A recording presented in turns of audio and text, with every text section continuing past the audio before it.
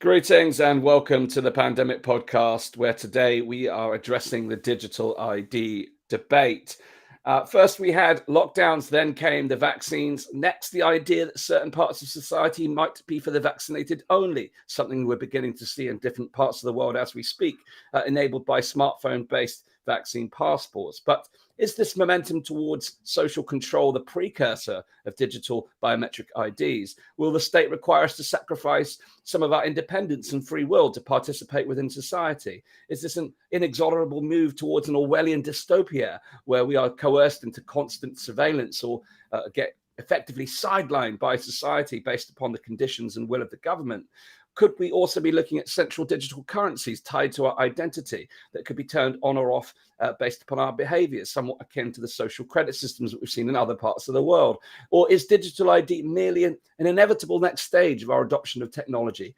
To answer these questions and more, I'm joined by Jeffrey Peel, who is founder of Tech, the New Era, for an in-depth exploration of where all this could be heading and how you can join the debate at his live event in London on Thursday, the 25th of November. Jeff, it's great to have you back here for take two of our recording of this particular conversation. Hi, Dan. It's great to be with you, and thanks very much indeed for giving me the opportunity to talk about the debate. It is shaping up to be quite an event. We've got some brilliant speakers on either side. I'm going to talk about them later, I would imagine. Yes. But yeah, looking forward to it. So that's Thursday, the 25th of November in London. Yeah, so we're here to talk about this debate today and what's led to you starting it with some practical examples from your own. You've just been away to Greece. Be interested to hear your experience there and how vaccine passports have been rolled out. But what led you to hosting this debate? What made you feel so strongly that this debate was required, that you've gone to the extent of putting on a physical event in London? Well, there was a couple of things. One, my background is in tech. I've worked in technology for pretty much all of my career. And therefore, the whole topic of digital ID was always, it was always doing the rounds in the sort of technology circuit as being something that should be looked at. And there had been moves, obviously, in the past to implement digital IDs in the United Kingdom and various other nations, and it has raised the whole libertarian versus authoritarian debate as to the role of government in our society and the role that government should have in terms of telling us how we should live our lives, and also should be surveilling us in terms of how we live our lives. So when Tony Blair planned to introduce digital IDs in his premiership, it was opposed vehemently by the Conservative Party. I was, as somebody who was involved in technology back in those years, I was heavily involved in that debate and have been subsequently. The government has tried over the years to implement various forms of digital ID. In terms of accessing digital government services, they came up with a program called gov.verify, which was actually very unsuccessful. There wasn't much in the way of take-up of that because people feel that they have perfectly adequate means of proving who they are, that they are who they say they are, with passports and national insurance numbers and so on. So whether we have that move to the next stage of digital identity by having some type of biometric system or having to opt into certain medical procedures to be able to avail of certain services is a debate that really has come to the fore, really as a result of the rollout of the vaccines and the proposed vaccine passport program. The other thing that happened was I attended both the Conservative Party and Reform Party fringe events recently. And the Together campaign ran a number of debates around the issue, obviously, of vaccine passports. And it gave me the idea, really, that we should focus specifically on this whole idea of digital IDs, because it could be argued that with vaccine passports being a Trojan horse into the world of digital IDs, that we should give the technologists an opportunity to argue the case for digital IDs. Because to date, that really hasn't happened. It's been very much a healthcare focused debate, but the technologists or indeed the technocrats haven't really been given the opportunity to air their particular side of the argument as to what benefits there might be from these digital ID programs, if indeed there are any. And I think, as somebody who worked in technology myself, I have to say that in the past I have argued the merits of digital identity as a means of getting access to certain services where the identity processes are decentralized rather than centralized. So I am an advocate, for example, of where you have to have a digital ID system. It should be a decentralized system where the citizen has control over the process of identity, and that the government shouldn't have access to that data in a centralized data repository in the way that's proposed with vaccine passports. So to answer your question, I think there's been two aspects to it. One, my background in tech and working for a lot of the software companies and a lot of the companies that would want to implement these programs, and wearing my libertarian hat, hearing some of the discussions and debate around the Together Declaration and the opposition to vaccine passports. I would definitely put myself in the camp of someone who is utterly and vehemently opposed to the introduction of government-controlled, centralized digital ID systems. I think that is a road, frankly, to ruin. There's a lot to unpack here, Jeff. I think one thing I'd like to make an observation of is, you share the benefits of the technology when used in a decentralized way. I think one of the challenges of a situation like this that we've experienced, where these topics become politicized, is that it's very difficult to then have a proper evaluation of the different tools and technology, and that they become they become a point of debate. So when people hear digital IDs, they immediately think of the kind of more Orwellian centralized version, particularly on the back of the last 2 years with the rise of the digital surveillance that we've seen, threatened by the likes of vaccine passports, etc. Enhanced by the likes of vaccine passports, which we'll come on to talk about. But I think it's important to be able to see that, because I've seen the same happening in other areas where technology becomes kind of demonized. Whereas I think there's an opportunity to look at the benefits of these things, but look at the costs and the risks. And I too have been involved in technology for over a decade, and have spoken at length when I speak to students about the ethics of decisions and the spillover effects of technology that we often don't see until after the fact, which could have actually been largely predictable, which we can talk about now in terms of the context of vaccine passports. Because I think there's a lot of people who see vaccine passports as an extension purely of the pandemic response, and haven't yet necessarily drawn the dotted line to digital identification. So tell us a little bit about your perception of vaccine passports in the context of this digital ID debate. Well, I've just been through the process, really. I've seen it for myself. I just recently returned from Greece. I arrived in Greece the first day that the mandated vaccine passport program was implemented. So, for example, in Greece now, in Athens, in central Athens, you cannot eat in a restaurant, even if you're eating outside, unless you have a vaccine pass. And to get into just into standard retail shop, to go clothes shopping or look for a pair of jeans, you have to show a vaccine passport to do that. This is the most draconian invasion of human liberty that we have ever seen. This is frankly ludicrous. Why on earth should we have to show a vaccine passport in order to get into a clothes shop? Particularly, by the way, when everybody in central Athens is masked. So clearly the masks don't work. So every layer of COVID control is proven to be more ludicrous, with every layer that they impose. And now the latest layer in Greece, and obviously in many other countries, in Austria, France, thankfully not yet Spain, where it's been outlawed. The use of these passports has been outlawed in Andalusia and Catalonia, for example. But in Greece and France and other nations, they are rolling these things out, and they are severely curbing human liberty. And therefore, if the system that is being used in order to implement vaccine passports is a digital system, because in Greece, for example, you show your COVID pass, they have at retail, they've rolled out an app which is used by the retailers and the restaurant chains and so on. And they can read that app on their little devices. And it either says yes with a lovely big green tick or no.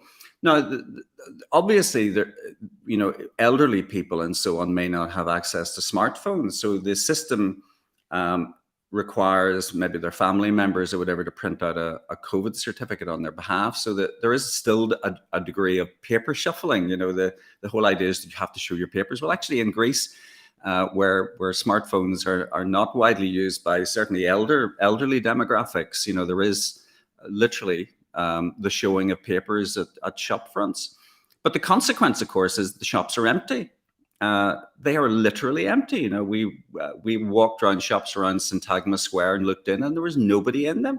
This is going to completely destroy certain sectors of our society. The whole Greek cafe society and taverna culture is going to be decimated unless they get around this issue. So I'm hopeful, obviously, that the Greek government, because Greece is and other European nations are so dependent on tourism, will quickly drop this policy when it sees the effect on the hospitality and retail sectors. But of course, that isn't assured at all. And the other thing, of course, is we have been seeing COVID cases rising in lockstep with the rollout of the vaccination programs. We don't know the reasons for that, but it does appear to be the case that the more they mandate these passports and they mandate vaccination, the more we see an increase in cases.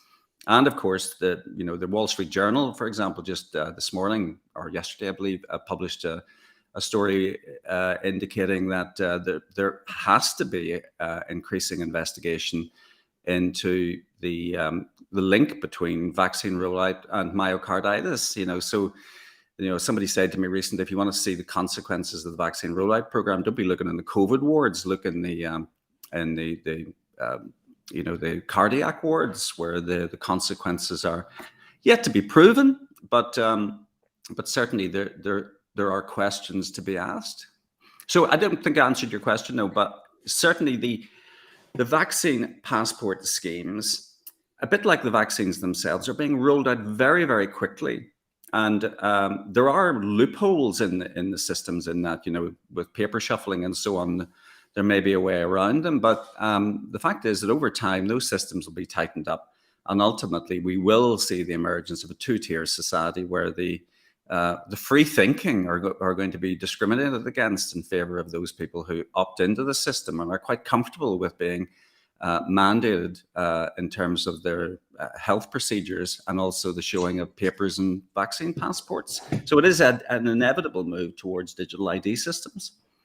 Well, I think, Jeff, that again, there's so much to unravel here, because there is so many strands to this debate just in this one conversation alone. So firstly, the premise by which the vaccine passports are being introduced, which when they first were put forward, it was put forward as a mechanism for enabling the economy to reopen. And of course, in many parts of the UK, we've been open since July. It's now November. So we didn't need any form of vaccine passport to open the economy. And of course, the economy was only closed not because of COVID itself, but because of policy. We have to remind ourselves that it's government policy that closed the economy, not a invisible virus that hit the off switch.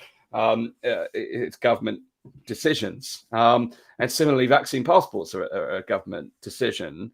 But the premise by which they can help safely reopen the economy has already been largely disproven by the fact that the vaccines do not, they're non-sterilizing, they do not prevent transmission or infection. So you're effectively creating this honeypot situation whereby you have shops, restaurants, retail outlets. Yes, you can say that the overall, even if overall risk of severe disease and death is reduced, all you're doing is putting those people into one space where they're more likely to be exposed because, as likely to be exposed because it doesn't prevent transmission. So if the very first basis of the argument is invalidated, then we have to look at the other strands, which comes to the element of digital IDs and this kind of cultural norm that is expanding, which again I'd like you to touch upon, is that the government can intervene in such a way where they can determine what is and what is not a requirement of any of their citizens to participate within society, which to me is not what it says on the tin. It's not what the vaccine passports have been promised for. Yeah, you're absolutely right. In fact, even Bill Gates, in that interview that he gave at COP26, he himself indicated that he accepted the fact that one, the efficacy of the vaccines had to be questioned. There are big questions over the trials, for example, and I know there's been a lot of discussion around the trial data associated with the Pfizer BioNTech vaccine. But Gates himself even admitted that the efficacy was questionable, and that the people who have been vaccinated are clearly still potentially going to infect others. So, it's a very strange vaccine that, one, doesn't cure you of the proposed disease, and secondly, you still spread the disease. So. And of course, you're right. It may be that people who are vaccinated have a false sense of security and are quite willing to go out into the community. Even if they've got the sniffles, they'll maybe say, well, I've just got the cold or whatever. And they merrily go out into society and infect everybody. And of course, they're able to mingle because they've got their lovely new shiny smartphone-based digital ID. But it's, of course, the unvaccinated who are being vilified. The unvaccinated are being told that they are the problem and that they are infecting. Of course, that's patently not the case. Vaccine passports to control the spread of this disease simply do not work. And there is a big question mark over the efficacy of the vaccines themselves. So if the captain of this vaccine show, Bill Gates himself, is questioning this, it seems a bizarre time for governments to be rolling out these programs. Just this morning we heard that the over 65s in France who have not yet received their boosters, their vaccine passes are now invalidated. They don't work. They don't give them access any longer. The underclass can change really with the click of a mouse. So I don't know what's going on, Dan. I don't know. No. Wait, you raise an important point, because we noticed the subtle distinctions in the language used in the press when it was first. It was talked about being double vaccinated. This was the standard that was being pressed through the press. It was literally being pushed through the press, and it changed to the term very subtly to fully vaccinated once the idea that booster vaccinations would become the new norm. So there you have the third round, and then Israel go on to the fourth round. It's quite clear that there's intention to go beyond, well, not just intention, but also need, because the early evidence around boosters that shows that it offers very marginal improvement in immunity, and we're likely to see the same waning over a period of time. So if you want sustained immunity, it's unlikely that the vaccines are going to produce this result, leading to as you said, the click of a button on a pass, which determines whether you're fully vaccinated or not, which is a very, very dangerous path to put people on, because as the question marks continue to hover over the vaccine's efficacy, safety, it becomes very much a ideological or moralized decision where moral authority has been assumed by the state or big tech or big pharma. Big pharma are laughing their way to the bank, because this is effectively creating almost a subscription-based product. It's the vaccinator's dream financially. Not that money. It's like cloud-based computing, isn't it? It used to be you paid an enormous amount of money to Microsoft for your license or whatever, and then everything moved to the cloud, and then it became a kind of recurring revenue model where every year, every month, you had to pay your subscription in order to get access to their services. Well, it appears that we're going to have a subscription-based medicalization of society, where your digital ID will either go green, amber, or red, depending on how much you're willing to be coerced and told how to live your life. It was interesting. There was an article yesterday in the Daily Mail by Isabel Oakeshott, based on apparently some leaked documents from the cabinet, which indicated that the government had pretty much decided that it was going to be winding up the track and trace system, probably by the end of March next year. Largely, well, there was a variety of reasons cited in the article. One of them, obviously, is the cost of the program. It's been an unmitigated, unholy disaster. They really couldn't organize and piss up in a proverbial brewery when it comes to digital systems. You know, the governments, and I don't blame just this government, but governments have never been able to roll out effective, large-scale information technology programs. They're beholden to, obviously, consultants and IT professionals who literally rape and pillage them because they're so naive. They're unable to properly procure information systems often. They're using people who are thoroughly naive. And of course, the entire system is subject to corruption as well. So the test and trace system has been an unmitigated, unholy disaster. And yet, of course, we have the BBC loyally quoting all of the data coming out of this ridiculous system. And now, of course, the government decided to scrap it because it doesn't work. And of course, the only means by which the government can get round this issue of not having a test and track based system is to kind of make a kind of grandiose social media program, namely where we, the citizens, are required to opt in to a system where we provide the data about ourselves and our medical history and all untold number of other things that they might dream up in the future in order to opt into society. And yet the track history is lamentable. The government has failed so lamentably in the past in terms of rolling out healthcare systems. You know, the NHS system is still not properly joined up. Healthcare records are little silos of information disconnected from the rest of the NHS system, for example. The road is littered with cases of failed information technology projects within government or instigated by government, and yet they keep trying to roll these things out. But I think the salvation is likely to be, and there is a glimmer of light in the most wonderful nation. Greece, I'm a fan and have been since I was a student. But over the last few days when I was there, you know, one of the wonderful things is that certain restaurants say that if you sit outside, you're allowed to sit outside if you've got a test result. You know, I don't know quite how the system works. I think there's a sort of gray area where certain restaurants are allowed to seat their guests, their customers outside if they show a COVID test result. And of course, there were many restaurants that we saw where everybody was sitting out in the freezing cold. It really was quite cold over the last few days in Athens, and the 95% of the customers were sitting outside because they weren't willing to partake in the system.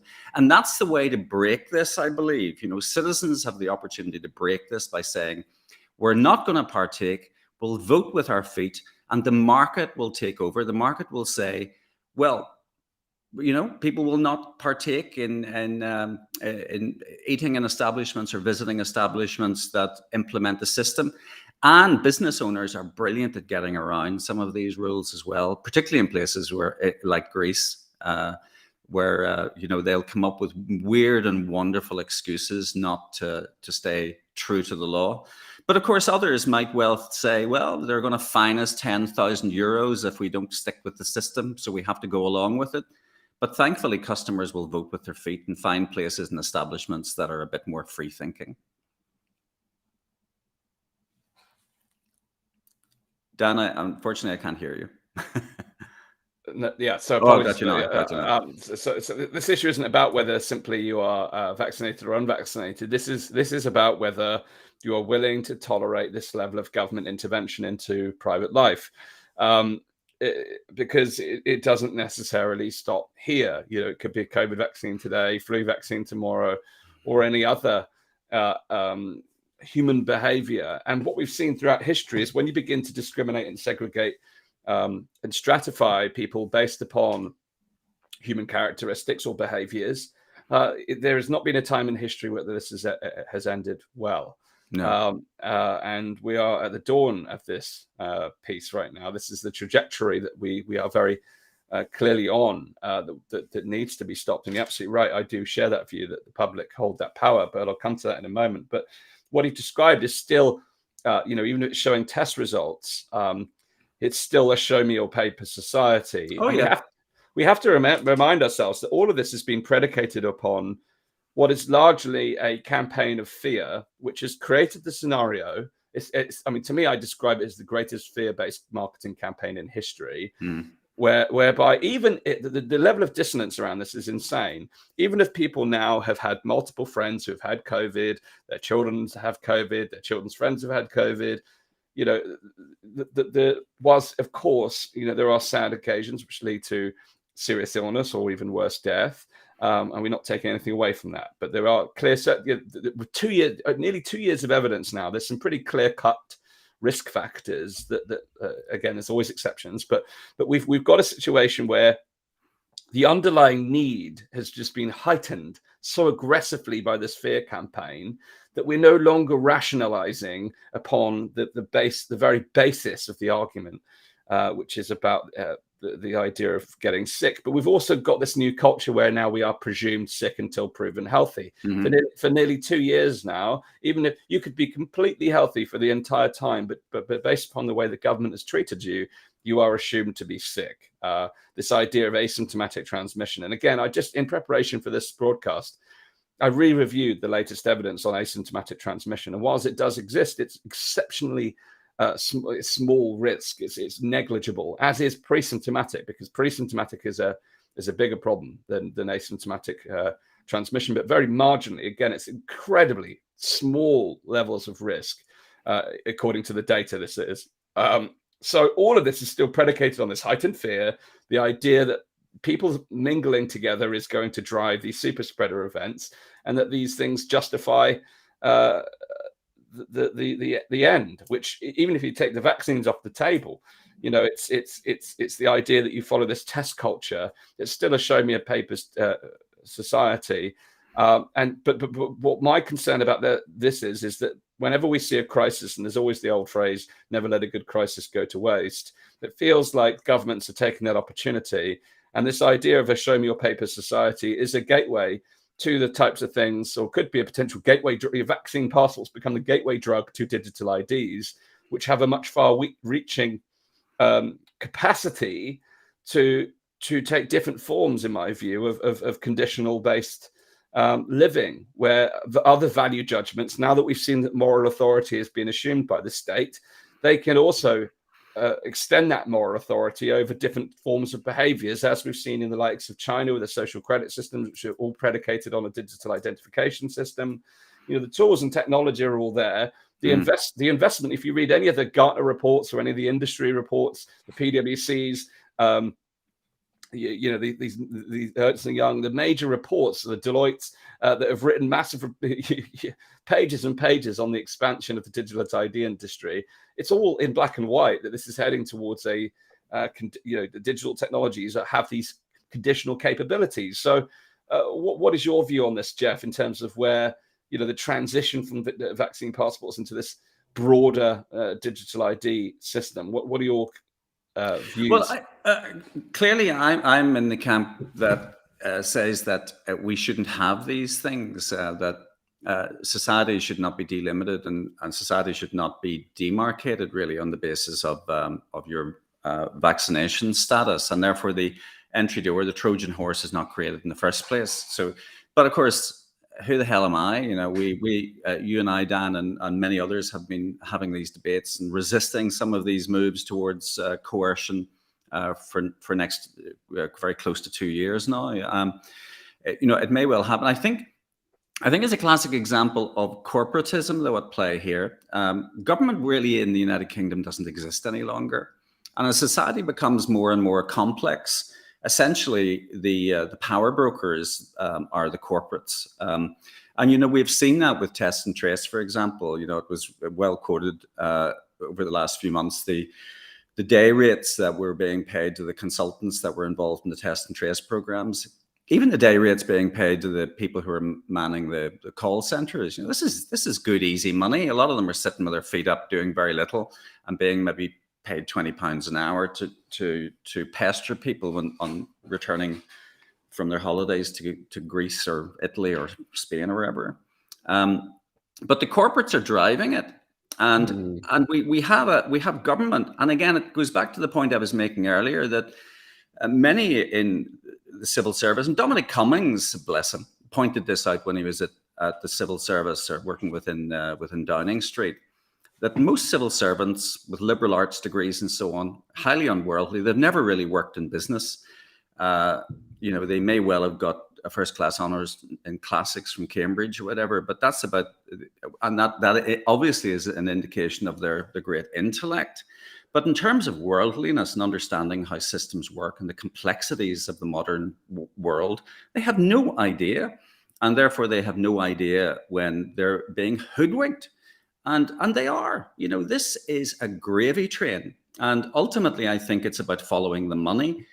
Richard Tice of the Reform Party has been very good on this, that there's a huge amount of money to be made in following these government dictums if you happen to work for a major systems integrator or software firm. And it's no coincidence that Bill Gates has been such a strong advocate of vaccine passports and vaccines and the rest, and the draconian authoritarian strictures that have been applied, for example, in Australia and New Zealand.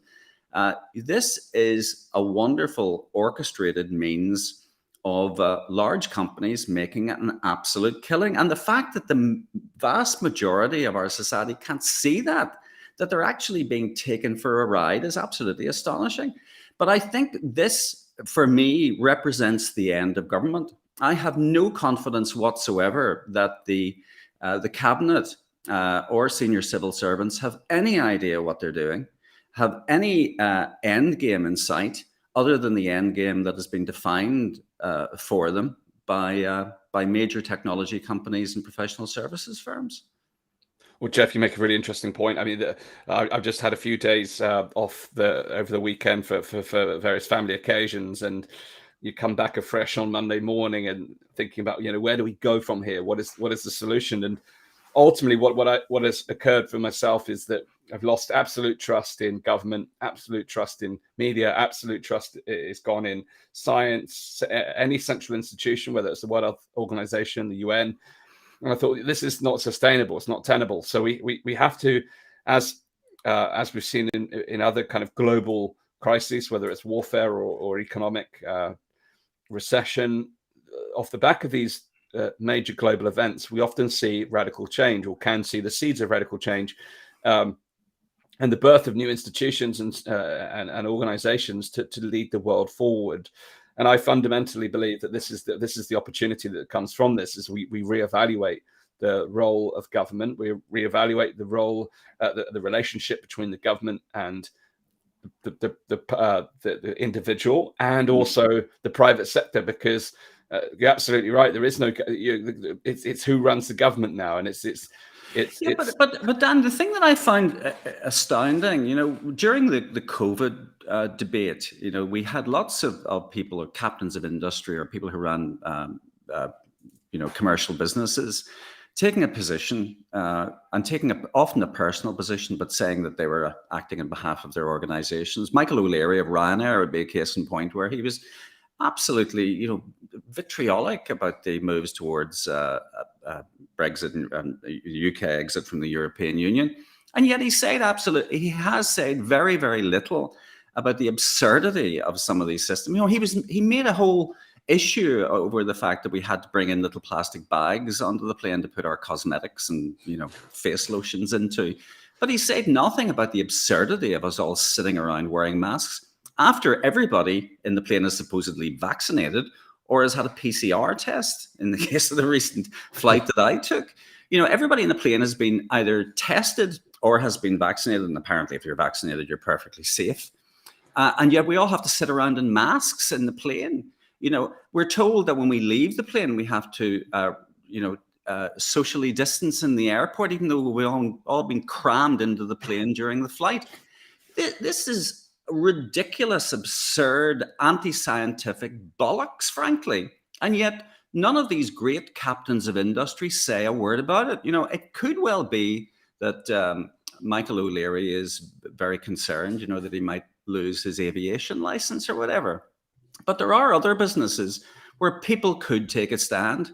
Perhaps Tesco's, given the fact that they've been making an absolute fortune on the back of lockdown, could say something about perhaps redemption at the end of this process, that perhaps people will vote with their feet, or perhaps that these laws are utterly ridiculous and need to be scrapped summarily, and pointing out the fact that our government is inept. But they don't say anything. They sit around, they accept, and they implement. And it is utterly, utterly disgraceful. Beyond that, Jeff, as a business person, I find it contemptible. Yes, well, you mentioned Tesco. I don't know if you've seen it. Interesting example, because they've made a statement in their latest advert where Santa Claus at the end of the advert, the Christmas advert, presents his vaccine pass with a green tick. So Tesco's have quite clearly made a statement, but not the kind that we would like to see. Perhaps they're being ironic. Perhaps they're but I don't think so. Many of their adverts up to this point have featured shoppers covered in masks and and socially distancing, that we all have to be made to feel safe. This is garbage. And for God's sake, surely there is a major retailer out there somewhere that can say, this is over, I'm sick of it.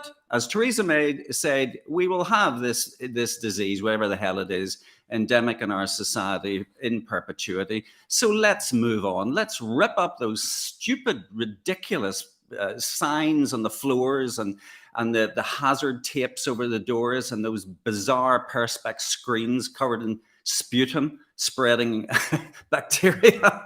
Let's get rid of this nonsense and move on. And it's up to business owners, it's up to business associations, it's beholden on them to move forward and set an example, because somebody desperately needs to set an example, because our government has patently failed to set any type of example. It is simply mouthed authoritarian nonsense, and it is frankly unacceptable. And by the way, our opposition political parties are an utter disgrace. Yeah, thank you for that. And you're absolutely right. I mean, there's the traces of COVID are everywhere. The response to COVID. I was at a wedding at the weekend, and whilst there was no social distancing or whatnot, everyone was having a lovely time. The walls are still plastered with the signage, maintain social distancing. It's time to start taking those things down. Oh, and by the way, I would just make one other point. The fact is that England, to come to Boris's defense a little bit, at least England has largely got rid of the regulations. I shuttle between Belfast and London. When I get off that plane in London, I feel, oh my goodness, I'm back to relative normalcy again. This is wonderful. My kids both live in London, and they were with us in Greece last week. And when they returned, they said it's such a relief to get away from all that nonsense again, to get back to relative normality.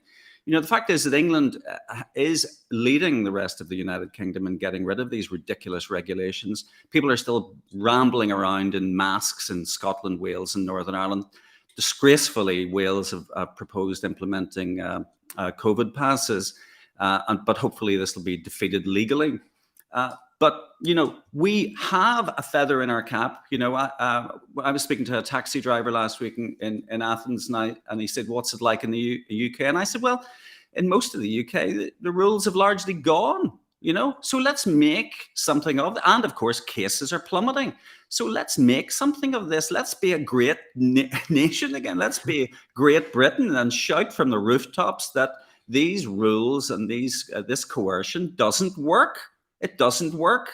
It is, in fact, if anything, the more coercion, the more mandates, the greater the increase in COVID cases. So let's get rid of the regulations and move on." Yes, yes. The only caveat I'll add to what you've said is unless you work in the care home or Oh, of care course, sector yeah. or And NHS, which bizarrely, that hasn't been the case in some of the devolved regions where care home workers still unvaccinated care home workers are still clinging on to their jobs, which isn't the case in England, of course. So we should be pooling our resource and coming up with policy responses which are appropriate and learn from each other and learn from our European neighbours, some of which have messed up big time. Yeah, absolutely right. There's been a real lack of that within the response. There's been a reluctance to look at any country that has imposed very light touch restrictions and had very favourable results, because it doesn't pave the pathway to profit that we've talked about throughout this. Absolutely. I sat with a pharmacist who's been a pharmacist his entire career. He's also trained in medical law, and he shared his experiences and witnessing how these industries that have profited from the pandemic are the ones that are propping it up, really, because they stand to lose if many of these things fall. Now, in terms of, before we kind of talk more about the practicalities of your debate that's coming up, one element that we haven't touched upon yet is the casting an eye to the future. We've seen in recent weeks all the news around the markets in relating to cryptocurrency, but of course there's the which is a decentralized opportunity to perhaps move away from this centralized system. But nonetheless, with that comes the threat of central bank digital currencies. Could you touch upon kind of this pathway from vaccine passports to digital IDs and then programmable central currencies there? Well, yeah, they obviously, if governments invest heavily into these digital ID systems on the back of COVID passports, then the next inevitable step is to roll out additional services, if we can call them that, where you use your digital ID system to access them or gain entry to them. There's been a lot of debate as to whether the basis or the roots of the current pandemic started really in 2007, 2008, when essentially the Western global economies melted down. We had bank bailouts and so on. It's the start of the process of the massive increase in government subvention of the economy and an increase in public debt. UK debt now stands at what, 2.4 trillion or something ludicrous. Simply non-repayable. That will never be repaid, and therefore there is a question mark about the whole nature of sovereign debt, and whether indeed and of course there's a huge amount of money flowing between nations, a huge amount of Chinese money washing around in the UK economy, for example. So it may well be that the central banks, who have been the overseers of this, again, monumental financial cock-up, see a way out through digital currencies, because that gives a means to the government of controlling our money and controlling the money supply, and essentially the winding down of the retail banking system. So everything moves to a centralized digital platform. But that is the antithesis of what cryptocurrencies are about, because cryptocurrencies are peer-to-peer decentralized systems. What you have in your crypto wallet is your business and nobody else's. And of course, that's protected using cryptography. Now, if you have a centralized system, a bit like a digital passport, to implement digital currencies, the government can just, on a whim, wipe out your access to your own money. Or indeed curtail how you spend that money, that you should only spend it on green goods and services, that you may well have, maybe some benefits taken away from you if you're deemed to be an irresponsible citizen. Like, for example, you exhibit free thought and decide not to get a vaccine. Yes. So it could ultimately, and this has been done in China. They're doing this. If you jump over a turnstile to get onto the bullet train or whatever in China, you may well have some of your social credits taken away, or you may be hit with some type of penalty. So the system, and of course, in order to get access to systems which require digital identity, you may well be subject to biometric checks, such as facial recognition systems.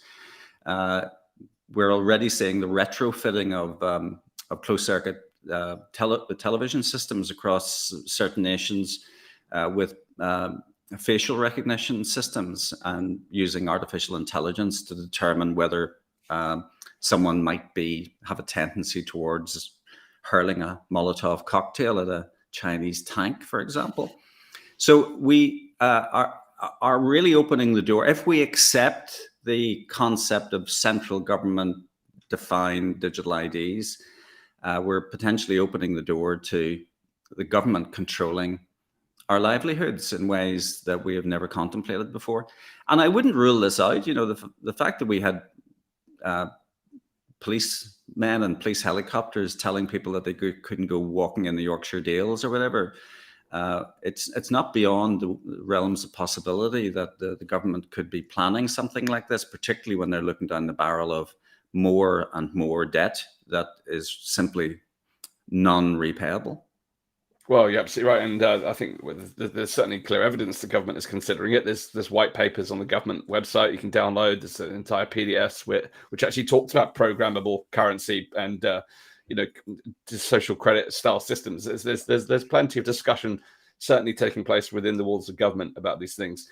But this to me highlights the importance of raising these issues to the public attention. Throughout the entirety of this pandemic, we've seen cancel culture, we've seen censorship. This very video we're recording now may be subject to censorship for some of the what I would never deem to be sensitive issues, but big tech has decided that these things are sensitive issues. Therefore, the public sphere, the public space, the public town square, if you will, where these conversations are normally permitted and openly embraced, has been thoroughly suppressed. So I'm delighted that you are hosting this digital ID debate on Thursday, the 25th of November in London. Can you tell us a little bit about the event, what can expect, who you've got speaking, and what sort of things you'll be covering at the event? Yeah, so we have speakers on both sides of the debate, two speakers in favor of the motion. The motion essentially says that digital IDs are a bad thing and that we shouldn't be embracing them, and that the government shouldn't be rolling them out on the back of vaccine passports. And the speakers in favor of the motion are Francis Hoare.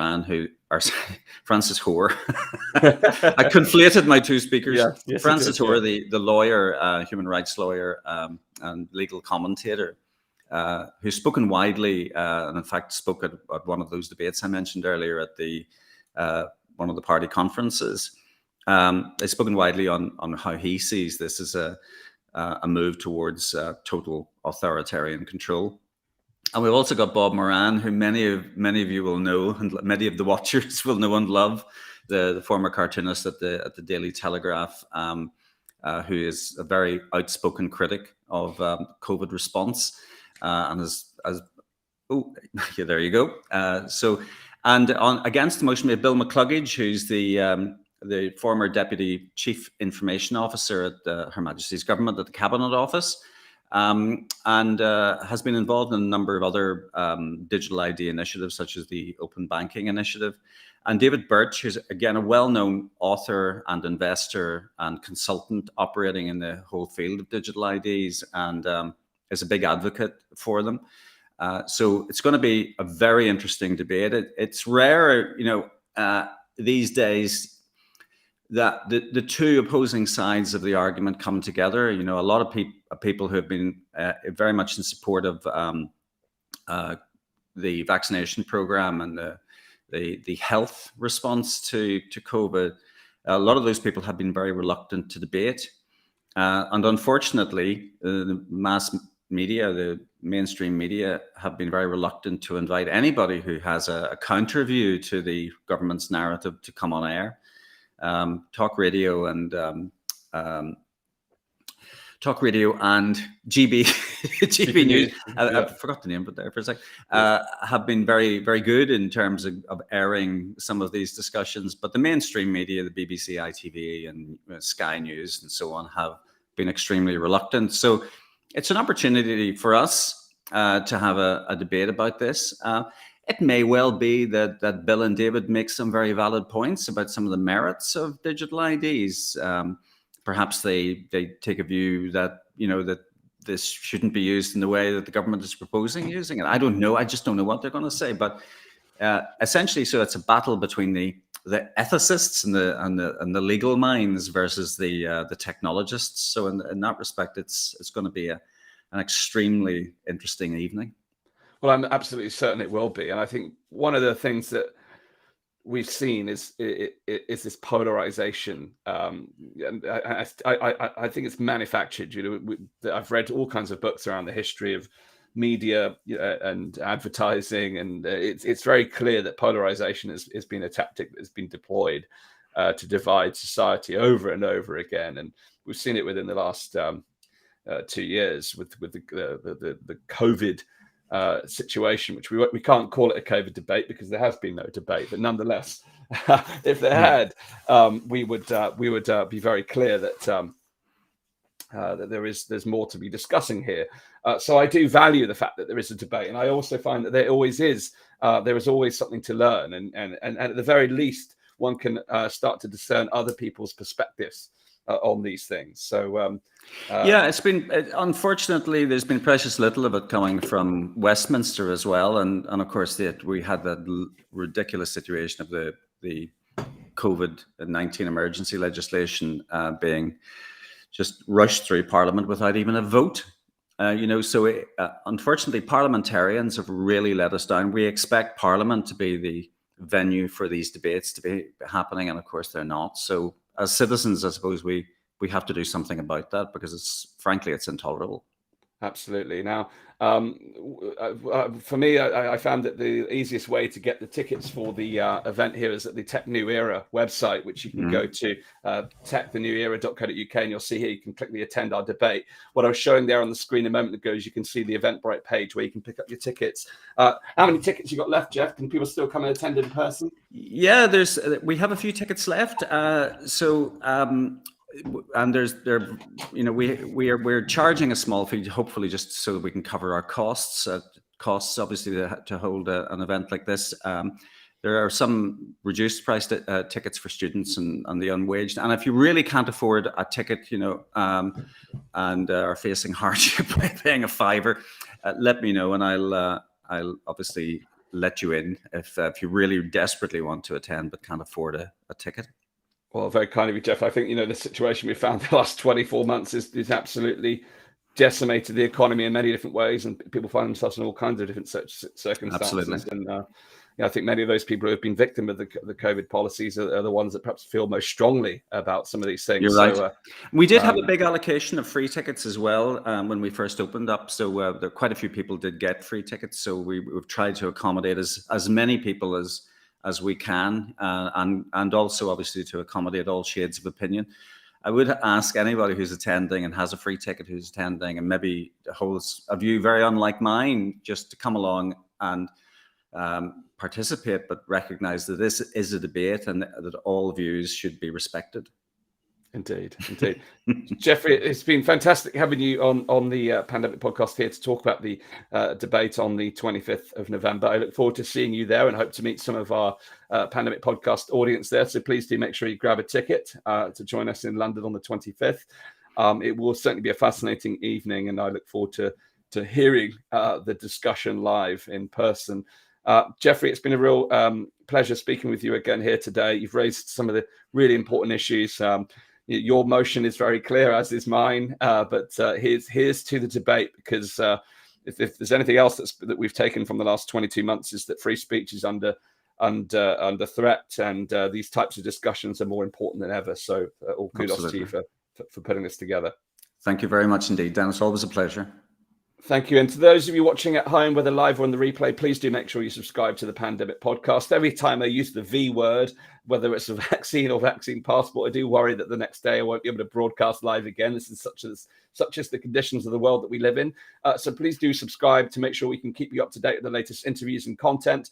We're going through a process of redeveloping the show at the moment to bring you even higher quality content as we move forward, increasing our production value so that we can start to challenge even further against some of the mainstream lack of debate here on the Pandemic Podcast. So just take a few minutes of your time, please, to go to danjgregory.com/pandemic and join our mailing list so you can keep up to date with more fascinating interviews like this.